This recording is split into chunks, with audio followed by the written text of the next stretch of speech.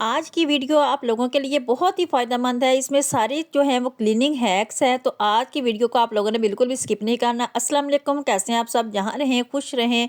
चलते हैं tip number 1 की तरफ। टिप नंबर 1 जो है वो मेरी इस तरह सिंक के ड्रेन से रिलेटेड है कि जब हम सिंक को साफ़ कर लेते हैं तो बाद में इसकी ड्रेन का जो मसला बन जाता है। बाज़ का हम इसमें गोश्त वगैरह भी साफ़ करते हैं तो इसमें बहुत ज़्यादा गंदी स्मेल आना स्टार्ट हो जाती है। वहाँ से कॉकरोचेज़ और जो छोटे-छोटे जो हैं वो हशरात वगैरह निकलने लग जाते हैं। तो आपने क्या करना है कि इस सिंक के जो ड्रेन है इसके ऊपर आपने 2-3 चम्मच जो हैं वो आपने इस मीठे सोडे के डाल देने हैं। फिर आपने इस तरह से एक क्लीनर तैयार करना है जो आप सिंक के ऊपर जो है वो डाल सकें। इससे आपका सिंक या ड्रेन जो है वो बिल्कुल साफ़ सुथरा हो जाएगा और इससे कोई भी स्मेल नहीं आएगी। आपने करना क्या है कि इस तरह एक पैन में पानी ले लेना है। पानी आपने काफ़ी सारा लेना है, यानी हाफ़ हो। फिर आपने इसमें माल्टे के छिलके जो है वो भी कट करके डाल देने हैं और एक लेमन जो मेरे पास ख़राब पड़ा था, मैंने उसके छिलके जो हैं वो भी कट करके डाल दिए हैं। इसमें लेमन का जूस भी था क्योंकि मैंने इसको ज़ाया नहीं किया। फिर मैंने इसमें थोड़ा-सा सिरका ऐड करना है। सिरका ऐड करने के बाद मैंने इसको अच्छी तरह से जो है वो पकाना है, ताकि इन सब की जो है वो अच्छी तरह से स्मेल जो है यानी खुशबू जो है वो निकल आए। फिर मैंने इनको अच्छी तरह से हिलाया भी है। हिलाने के बाद जब ये पानी में मिक्स हो जाएँगे तो आपने इसको क्या करना है बाद में मैं आपको बताऊँगी। तो अब यहाँ पर हमने बेकिंग सोडे को डाला था, वहाँ हम इसको स्क्रब की मदद से इसको क्लीन कर लेंगे।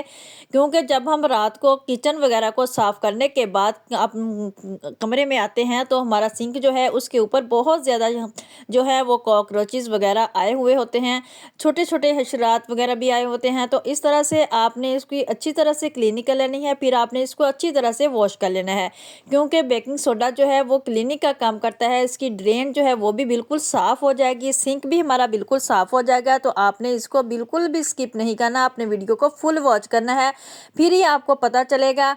तो इस तरह से मैंने सिंक को जो है वो साफ़ कर लिया है। अब हमारा जो क्लीनर है वो भी बन चुका है।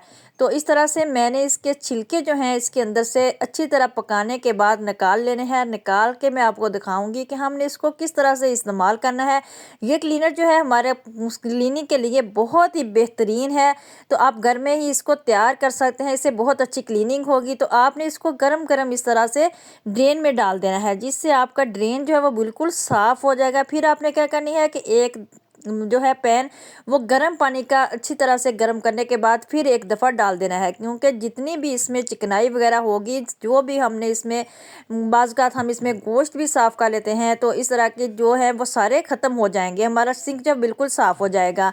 टिप नंबर 2 जो है वो इस तरह से एक कप से रिलेटेड है। बाज़ हम कप यूज़ करते रहते हैं तो इसके अंदर जो है इस तरह का निशान बन जाता है, जो बाज़ हमें धोने से भी जो है वो नहीं उतरता। आपने क्या करना है, 1 चम्मच बेकिंग सोडा ले लेना है और आप माल्टे का छिलका ले लेना है।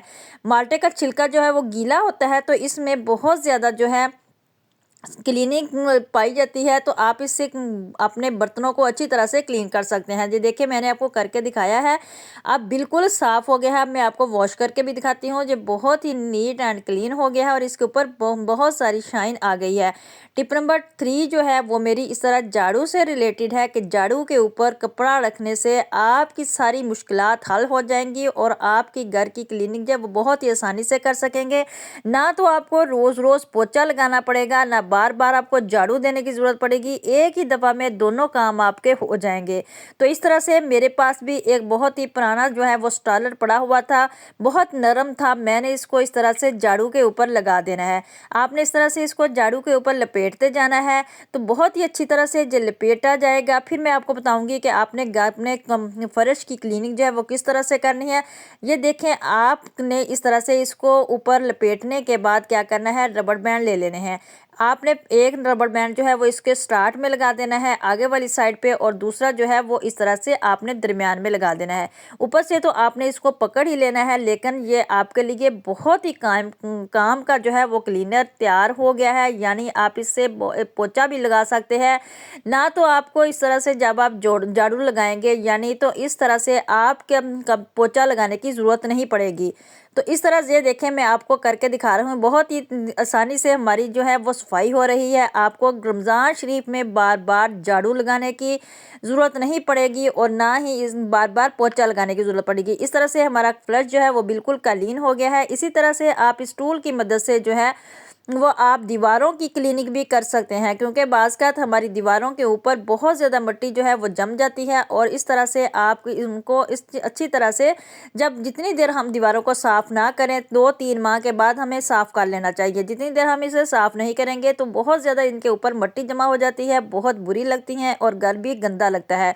तो इस तरह से अगर आप साफ़ करेंगे तो आपका घर जो है वो बहुत ही साफ़ सुथरा, नीट एंड क्लीन नज़र आएगा। देखें मैंने इस तरह से सारी दीवारें जितनी भी हैं इनको अच्छी तरह से इस तरह से साफ़ कर लिया है। जो बहुत ही आसान सी टिप है, तो आप इसको लाजमी फॉलो करें और अपने घर को साफ़ सुथरा रखें। इससे आपकी हज़ारों रुपए की बचत होगी और बाहर से महंगे महंगे जो टूल्स लेके आते हैं, घर में ही आप इस तरह के क्लीनिंग टूल जो हैं वो तैयार करें। तो ये देखिए अमरूद कितने प्यारे हैं, बहुत ही माशाल्लाह से प्यारे हैं। मैंने इस तरह से रखे हुए थे तो मैंने कहा ये भी आपके साथ शेयर करूं कि अमरूद जो हैं वो हमें खाने चाहिए। ये हमारी हड्डियों के लिए, हमारी जिस्म के लिए बहुत ही फ़ायदेमंद है। टिप नंबर 5 जो है वो मेरी इस तरह से मेकअप से रिलेटेड है। ये हमारी जो चीज़ें होती हैं, छोटी छोटी लोशन वगैरह जो हमारे ड्रेसिंग टेबल पे पड़ी रहती हैं, तो इनके ऊपर भी इस तरह से मिट्टी जम जम के जो है वो मैल जम जाती है। और इस तरह क्योंकि ये चिकनाई होती है इनके, तो ये देखें कितना गंदा हुआ पड़ा है, बहुत ही बुरा लगता है। इससे हमारा ड्रेसिंग टेबल जो है वो भी बहुत ही गंदा लगता है। तो अगर हम इनको साफ़ करके रखेंगे ना तो फिर हमारा ड्रेसिंग टेबल जो है वो बहुत ही अच्छा नज़र आएगा। तो आपने ये देखें मैंने इसमें पानी के अंदर सिरका ऐड कर लिया है और थोड़ा सा बेकिंग सोडा मैंने ऐड किया है।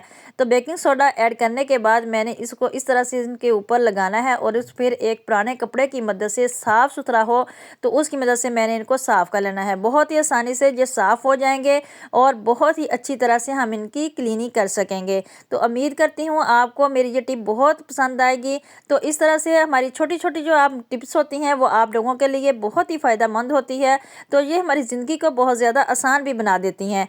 तो मैंने इसी तरह से सारी जो चीज़ें हैं अपनी ड्रेसिंग टेबल के ऊपर जो होती हैं वो सारी साफ़ कर ली हैं। कंघे वगैरह भी इस तरह से मैंने इनको साफ़ करके रखा है, क्योंकि ईद से पहले पहले हम अपने घर की सफाई करते हैं। तो सफाई करने के साथ हम इस तरह की छोटे छोटे जो पार्ट होते हैं हमारे घर में, छोटी छोटी चीज़ें होती हैं, उनको भी साफ़ करना लाजमी होता है, क्योंकि ये बाहर पड़ी रहती हैं उसके ऊपर, तो फिर धूल मिट्टी तो आती ही है कमरों में।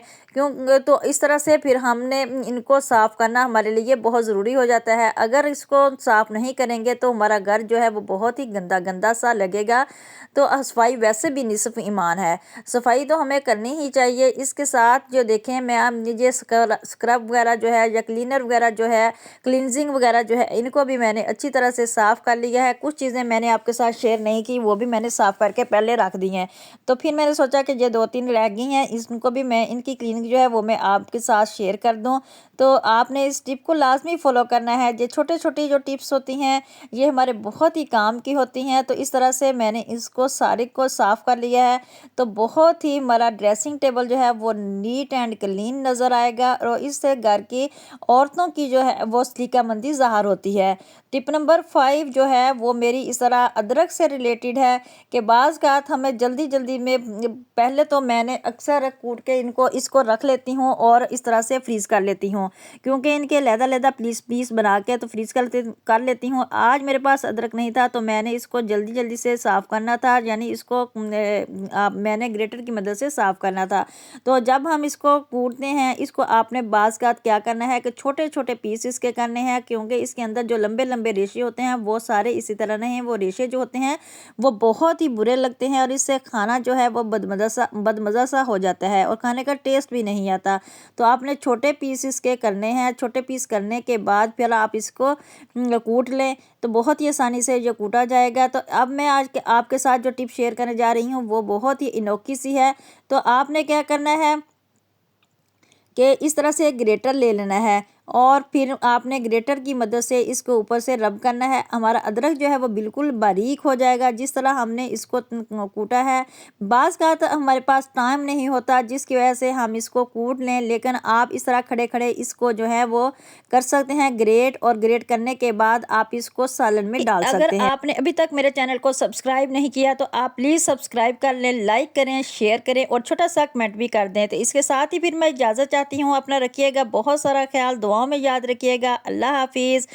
मेरे चैनल को लाइक, सब्सक्राइब और शेयर करना मत भूलिएगा, क्योंकि मुझे आपकी सपोर्ट की बहुत ज़रूरत है। प्लीज़ आप सपोर्ट किया करें, तो इससे हमें खुशी मिलती है।